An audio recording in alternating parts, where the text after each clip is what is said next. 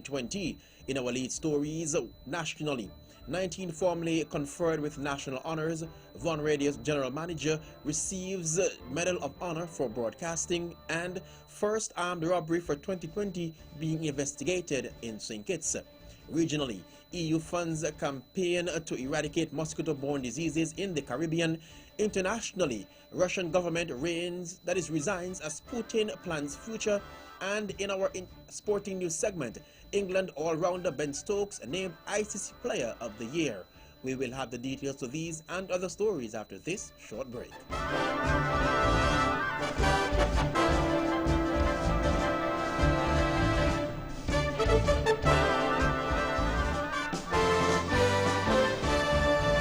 Another look. Different from how you've seen it before. Another look. Takes an in-depth look into business, politics, science, technology, religion, and more. Another look. Featuring documentaries from the BBC, regional features, and local ones too. Another look. Every Monday at 3 p.m. on the Eastern Caribbean's powerhouse, Vaughan.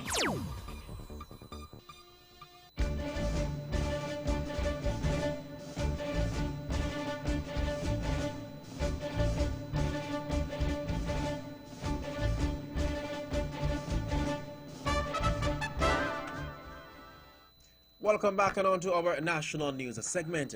19 nationals of St. Kitts and Nevis were invested with the 2019 National Honors Awards for their contribution to the development of St. Kitts and Nevis at an investiture ceremony which was held by the Governor General, His Excellency Sir S.W. Tapley Seaton, on Wednesday, 15th January, that is today, at Government House. One such recipient is General Manager of Vaughan Radio, Mr. Everett Weber Herbert, who received the Medal of Honor MH for broadcasting. First of all, it is a great honor, but I must commend the other recipients, who many of whom I know, some of whom I did not know. But I would imagine, as it is with myself, it is a great honor to serve. And most of the honorees have been serving their country for a number of years. I always say there is no greater vocation, in my view, than to serve your people. And seemingly they do, if not all, some do appreciate it. And I must say that I'm very happy that as I render my service to my people, that I've been allowed to be me all throughout. That is General Manager of Vaughan Radio, Mr. Everett Weber Herbert. Mr. Herbert has been the host of Vaughan Radio's Let's Talk program for almost 32 years. Meanwhile, the Companion Star of Merit CSM was awarded to the following persons: Dr. Calvin Hazel, Spiritual Development and Advancement of Our People; Bishop Joseph Henville, Religion and Community Development; Erskine Edwards, Public Service and Diplomacy; Augustine Merchant, Agriculture Development in Service to the Nation; and Bruce Skerritt for the music locally, regionally, and internationally. The recipients of the Medal of Honor MH were Marilyn Gishad Bertie, Education and Religion; Lester Blackett, Sports; Yvette Slack, Preschool Education and Community Activism; Antonio Liebert, Culture; Arabella Nisbet, Farming; Erlene Maynard, Education; Anthony Evelyn, Ongoing Efforts to Enhance the Cause of Building Contractors; Julietta Martin, Performing Arts, Dance; Alice Swanston, Education and Community Outreach; Oswald Elliott, Education; and Michael Heiliger Stokes for Musical Production and Artistry. Angeline Rivan and Elphilin Miko Warner received the Member of the Most Excellent Order of the British Empire MBE in the areas of education and national service and calypso and music, respectively. Amidst report of a reduction in crime for 2019 here in St. Kitts and Nevis, police are investigating for the new year an incident of armed robbery. And the reported incident occurred sometime after 5 a.m. on Sunday, 12th January 2020.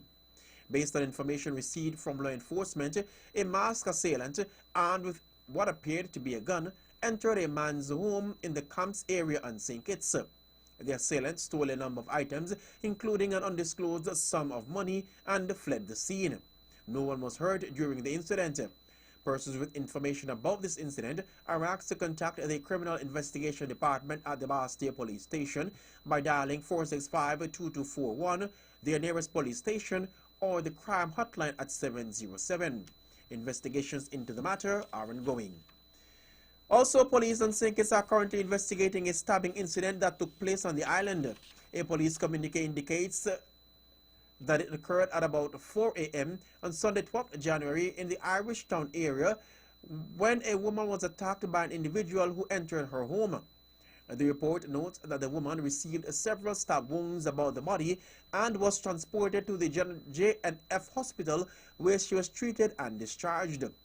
Anyone who may have information about this incident is asked to contact the Criminal Investigation Department at the Bastille Police Station at 465-2241, their nearest police station, or the crime hotline at 707. Investigations into the incident is ongoing. The Royal St. Christopher and Nevis Police Force has reported some success against the fight in crime and violence here in St. Kitts and Nevis for the year 2019. In making remarks at the Police New Year celebration service, Commissioner of Police Hilroy Brandy listed a number of achievements which included a 48% reduction in homicides for 2019 when compared to 2018, the removal of 46 guns from the community, launching of the crime management system, amongst other achievements. In addressing those that were gathered at the event on January 9, 2020, Commissioner Brandy lauded the officers for their hard work and dedication for the past year. It is clear from the statistics that you, officers, are the reason why we have been able to improve the quality of life in our federation. It is because of you, officers, we can investigate wrongdoing and shine the light on injustice. It is because of you, officers, why we have been able to spark the change that makes St. Kitts and Nevis a more peaceful, resilient, and welcoming place to live, work, and do business. Speaking on this year's theme, engaging and assuring communities by improving our service, he explained that the theme encourages them to consider their profession as a service. He further encouraged officers to practice the necessary traits to continue building a stronger relationship with the community. As police officers, we must ensure that we display empathy, compassion, and respect. We must ensure that we pay keen attention to the needs of our community. We must ensure that policing are done right. It is in this light that this year the three pillars of policing stand at the center of our operation. They are community policing, intelligent-led policing, and predictive policing. That is Commissioner of Police here on Nevis, Mr. Hilroy Brandy. Citizens and residents continue to experience high winds and cold air here in St. Kitts and Nevis, and the VON Newsline has been speaking with Met officials here in St. Kitts and Nevis about the recent development. Last week, a high wind advisory was issued from the Met Office in St. Kitts, urging the public to be cautious in spite of the change in weather. The VOA Newsline spoke with Senior Meteorological Officer at the Met Office in St. Kitts, Mr. Elmer Burke, who explained the cause of the high winds. That was as a result of a very strong and dominant high-pressure system in the mid-Atlantic, and what we are now seeing is the high-pressure system is weakening, and as such, the winds are responding as well. The winds are already starting to normalize in terms of getting back to the normal level that we anticipate around this time of year, and the seas are already responding as well. This is expected to continue as the week progresses, and conditions should improve even further as we move into the week. Meanwhile, he spoke about the cold air being experienced in the Federation. In relation to the cold air that we would have been experiencing, especially overnight, this would have been worsened because we would have had the high winds. Persons need to remember that we are in what we call the winter season, and as such you have the winter breeze or cold air coming off the U.S. as well as the Arctic pushing down into us, and as such we would get the cold temperatures overnight, and this should persist into February where the night should be chilly. But based on the extended forecast, we are anticipating below normal temperatures up to February, and that is expected around this time of the year where we normally have February being our coldest month, and it's expected to be as cold as normal or even slightly colder than it used to be over the past few years. That is Senior Meteorological Officer Mr. Elmer Burke.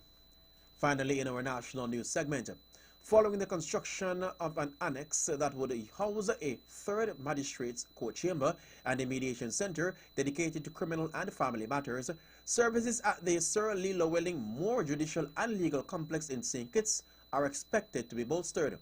Annex is a building joined to or associated with a main building, providing additional space or accommodations. Attorney General and Minister of Justice and Legal Affairs, the Honorable Vincent Byron, spoke briefly about the annex during the launch of the start of the 2020 law year held in St. Kitts and Nevis on Monday, 13th January. He stated that, and I quote, "A mediation center is under construction in the Judicial and Legal Complex. The third magistrate court chamber, Chamber of District A, Bastille, will be next door the annex, and it will facilitate matters of juveniles and family matters, as well as traffic and other non-contentious issues. Upon completion, the annex will also house a law library that will be available to all stakeholders, including practitioners, litigants in persons, students, and the general public. The library will be equipped with the latest search engines as well as books and periodicals. Government will continue to make the necessary provisions to allow the court to carry out its functions." And in some breaking news, the VOA Newsline has just learned of a house fire at Montpelier here in Nevis.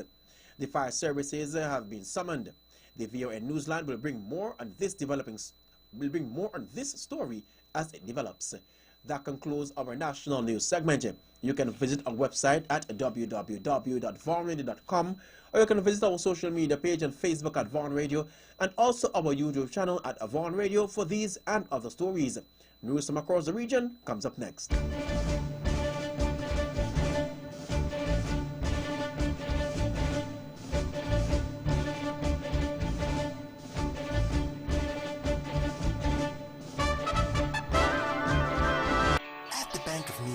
We know you have your personal as well as your business needs, and we're here to help. Our knowledgeable staff will work with you to help you achieve the financial success that you or your company needs in a competitive market. We offer solutions to make your banking experience easier, like our savings and checking accounts. Be sure to ask about our youth savers accounts and our Bank of Nevis Gold Club. We offer a wide range of personal loans, including mortgage, land, student, auto, and consumer loans. Have access to your funds instantly with our BeOnline internet banking and our debit and credit cards. We make international banking and investing easy. How's your business? Give it the leverage it really needs by letting the Bank of Nevis assist you with all the necessary funding for all your business expenses. It's that easy. What are you waiting for? The Bank of Nevis Limited, improving the quality of life. Like us on Facebook at www.facebook.com/The Bank of Nevis.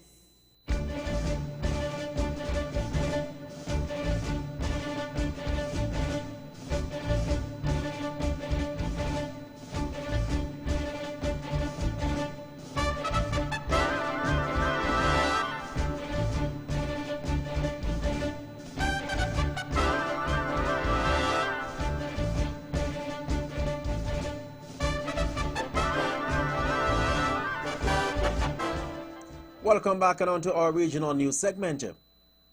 In news out of Trinidad, a medical student dropout who threatened to behead the Twin Island Republic's top cop and kill his wife more than a year ago has been released on a bond to keep the peace and be of good behavior. Mahindra Ramdath, 35, who was charged within the misuse of a telephone contrary to Section 106 of the Summary Offences Act, was sentenced in the Port of Spain Magistrate Third Court after being found guilty of making the threats against Police Commissioner Gary Griffith and his wife Nicole Dyer Griffith.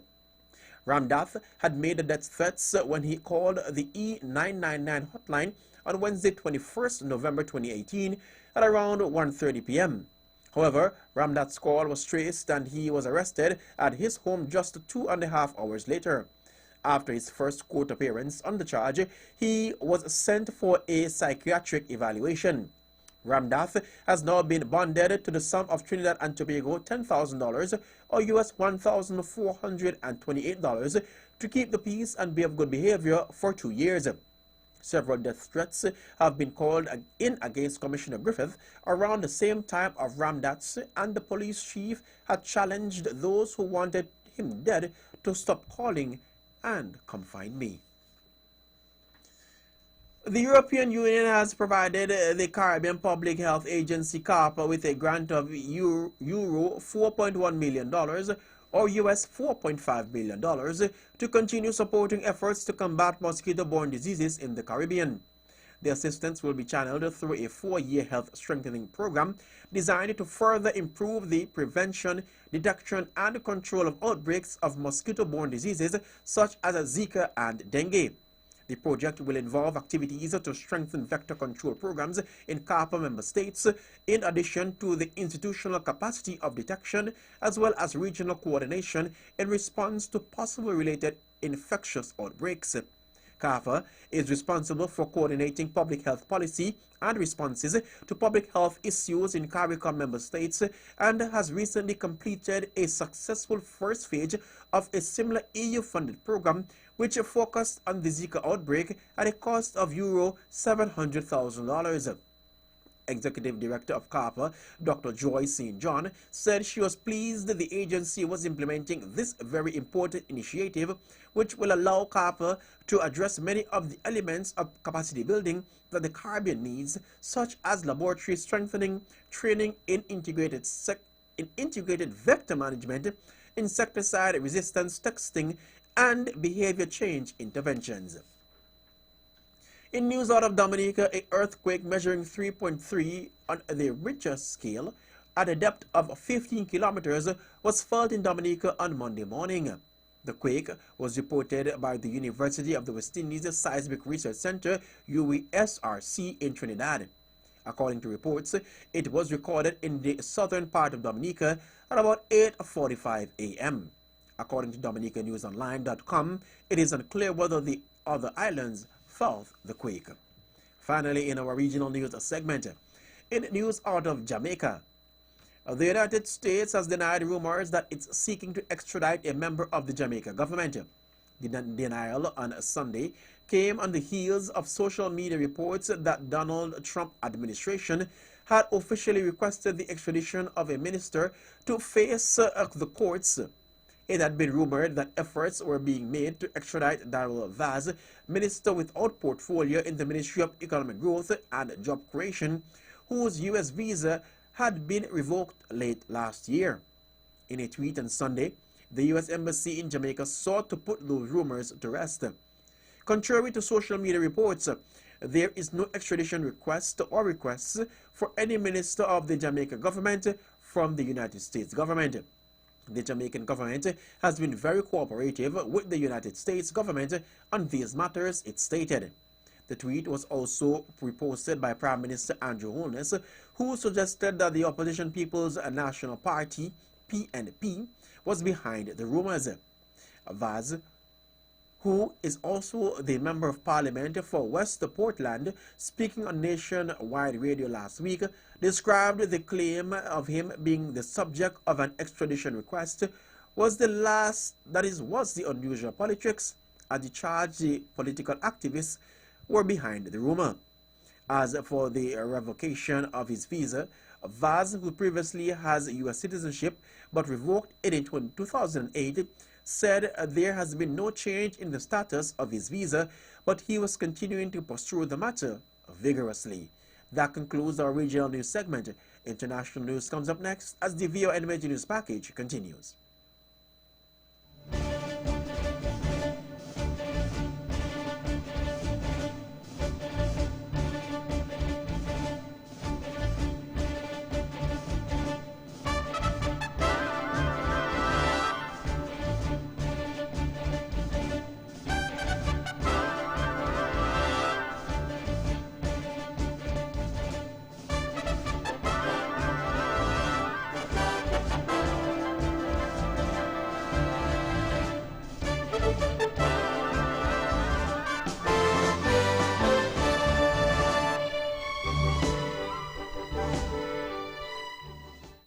Welcome back and on to our international news segment.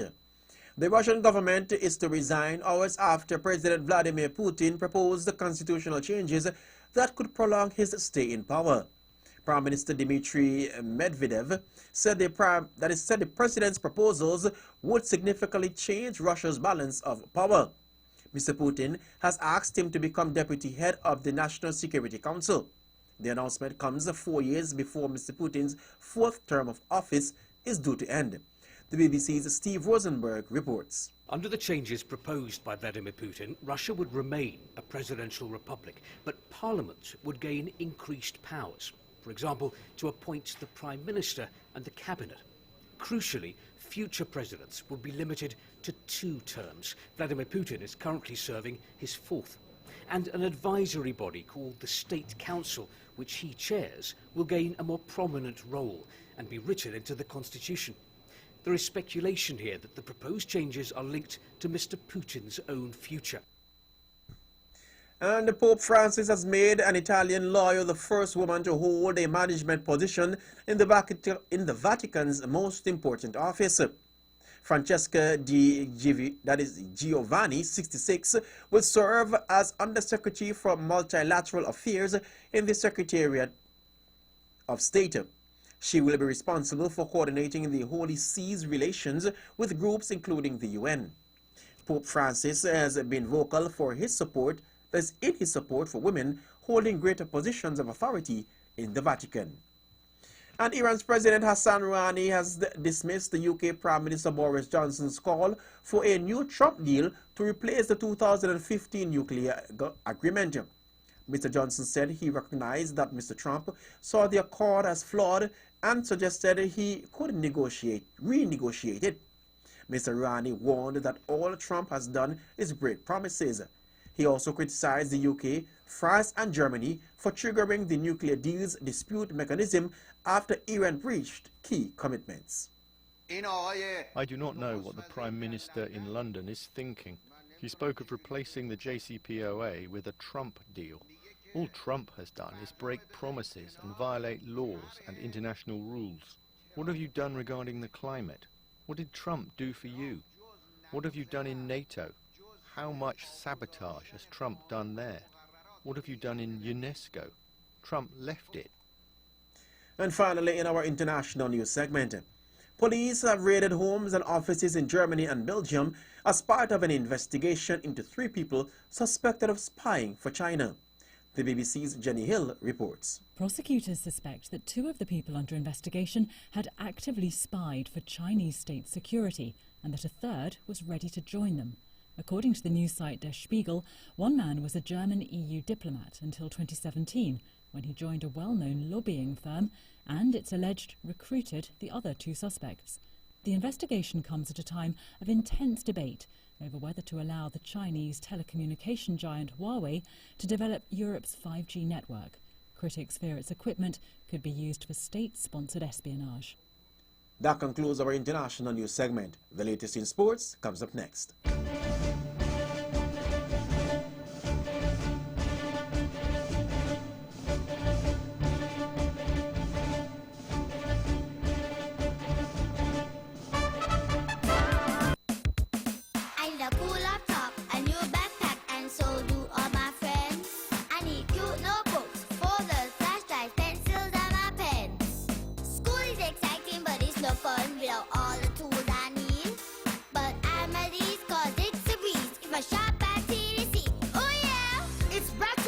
TDC Business Center and City Drugstore Nevis, your one-stop shop for all your school supply needs. Get bundle savings on backpack and computer packages, but save 20% off all back-to-school materials and printers.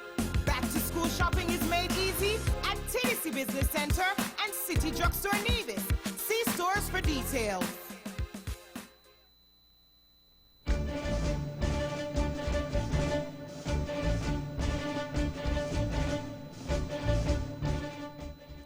Welcome back and on to our sporting news segment. In cricket news, England all-rounder Ben Stokes has been named as Player of the Year by the International Cricket Council. Stokes, 28, was man of the match as England won their first Men's World Cup in a dramatic super over against New Zealand in July. He also scored an unbeaten 135 in England's thrilling final day victory over Australia at Headingley in August, though the tourists retained the Ashes. Australia pace bowler Pat Cummins was named Test Player of the Year, while India's Rohit Sharma was the One Day Player of the Year. India captain Virat Kohli was named the Spirit of Cricket Award. Was given the Spirit of Cricket Award for asking fans not to boo Australia batsman Steve Smith, who was returning after a very long ban for his role in the ball tampering scandal during the team's World Cup match at the Oval. Scotland captain Kyle Coates was named as Associate Player of the Year. The women's awards had been announced in mid-December, with Australia all-round Elise Perry winning the Rachel Hayhoe Flint Award for the ICC Female Cricketer of the Year. And in more cricketing news, a man who racially abused England's fast bowler Jofra Archer during the first test match against New Zealand in November has been banned from attending international and domestic matches in the country for 2 years. Archer said he heard comments during the final day of the innings and 65-run defeat at Mount Manguani Bay Oval.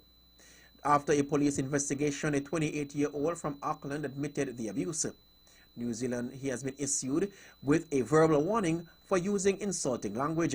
New Zealand Cricket NZC say they have contacted the man and written to him advising him of his ban until 2022. If he breaches the ban, he could be subjected to further police action. Archer described the incident as disturbing, while New Zealand captain Kane Williamson said the abuse was horrific and that he hoped nothing like that ever happens again.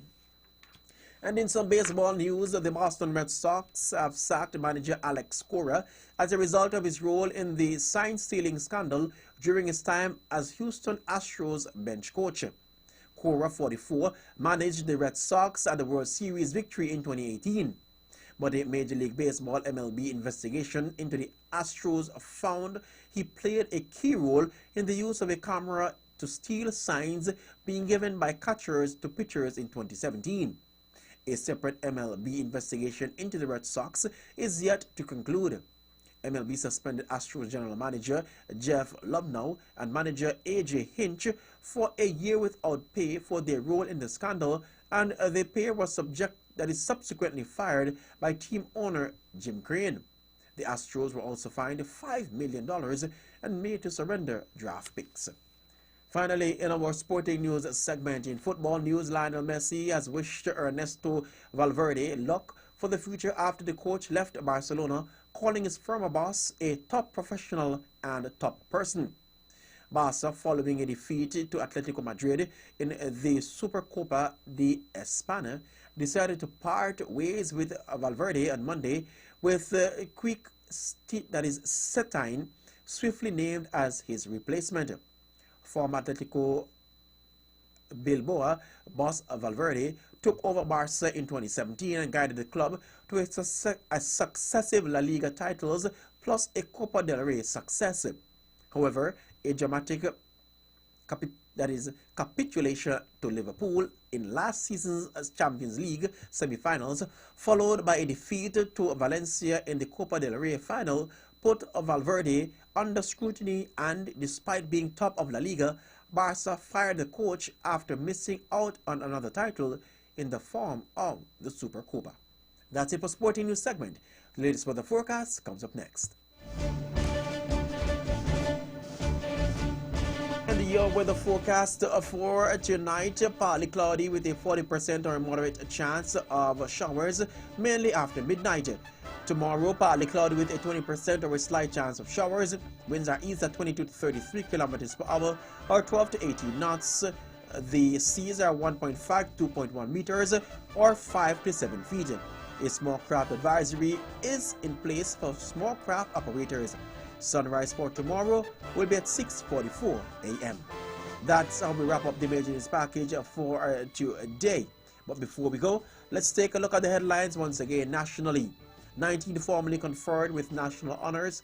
Von Radio's general manager receives Medal of Honor for broadcasting. And first armed robbery for 2020 being investigated in St. Kitts. Regionally, EU funds campaign to eradicate mosquito-borne diseases in the Caribbean. Internationally, Russian government resigns as Putin plans future. And in sports, England all-rounder Ben Stokes named ICC Player of the Year. On behalf of the rest of the news team, I am Marvin Ross, and I'm wishing you a pleasant evening.